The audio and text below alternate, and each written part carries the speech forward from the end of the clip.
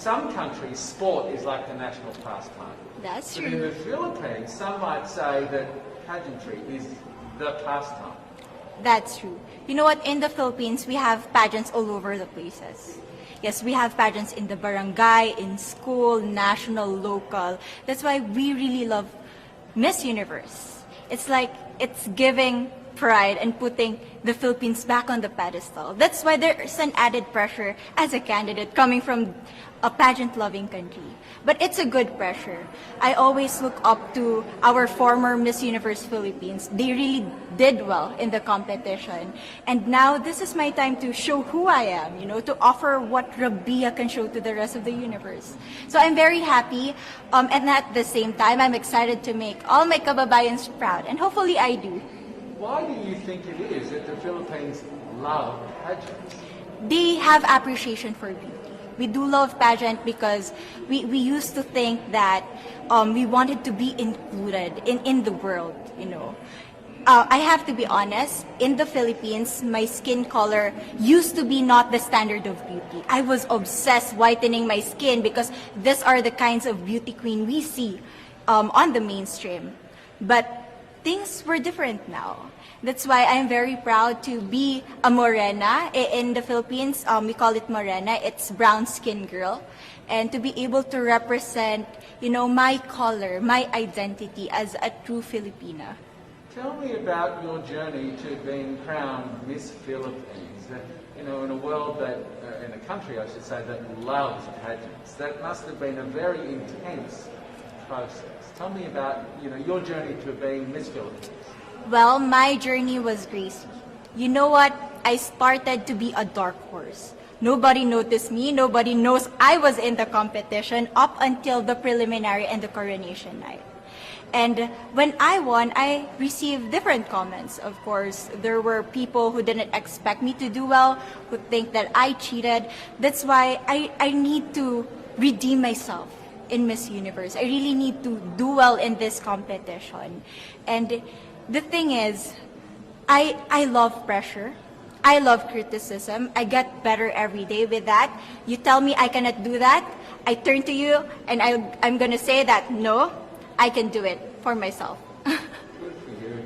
So how does it feel then to be on the global stage? How do you feel to be here in this moment, right now?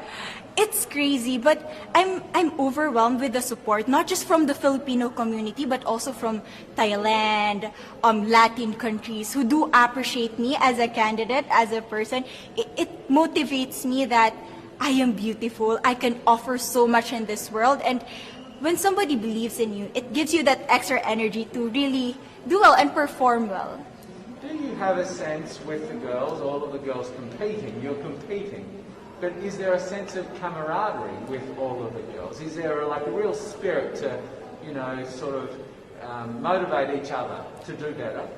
You know what? I have a different idea about Miss Universe. I thought it's going to be very competitive, in a healthy way, well, of course. But now I can see every girl helping each other, from fixing those hairs, from trying to zip up those outfits. It speaks of the closeness and the kind of camaraderie that we want to have. The goal of Miss Universe is not just to crown one girl, but also to build a genuine and long-lasting friendships among us. Would you say within the Miss Universe world, the contestants, is there a sisterhood? Are you sisters? There is sisterhood. I can say I was able to talk to different representatives from different backgrounds, different cultures. And despite our differences, there's so much to be highlighted in what binds us together. And that is because we want to empower women. We want to have our advocacies. We want to speak for the things that we love. And that's a celebration of women and the beauty that we have. So coming out of this week, obviously you would love to be crowned Miss Universe. Of course. And that would be wonderful, of course, for any of you. But what else will you take out of this week? What do you think you'll feel at the end of this week, regardless of the result? How will you be a different person?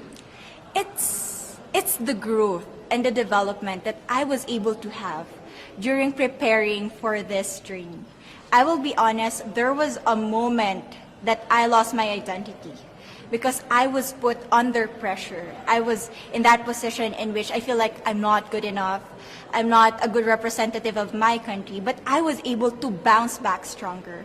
And if I was able to do that for Miss Universe, I will be able to do that in life. That is my greatest takeaway from Miss Universe. Okay, so the Philippines have a huge amount of fans. Yes. I want you to give us a little bit of a message to the fans here and at home. But send a message. What would you say to all the fans in the Philippines? To all my fans from the Philippines and from all over the world, maraming salamat po. Thank you so much for loving me and for believing in me. It means a lot to somebody who is so naive in this industry, who has no idea how to become a beauty queen on the first day of my journey. But because of your love and support, I was able to be the woman that I am today. And regardless of the result, I may or I may not win the crown, but one thing is for sure, I'm gonna make you all proud.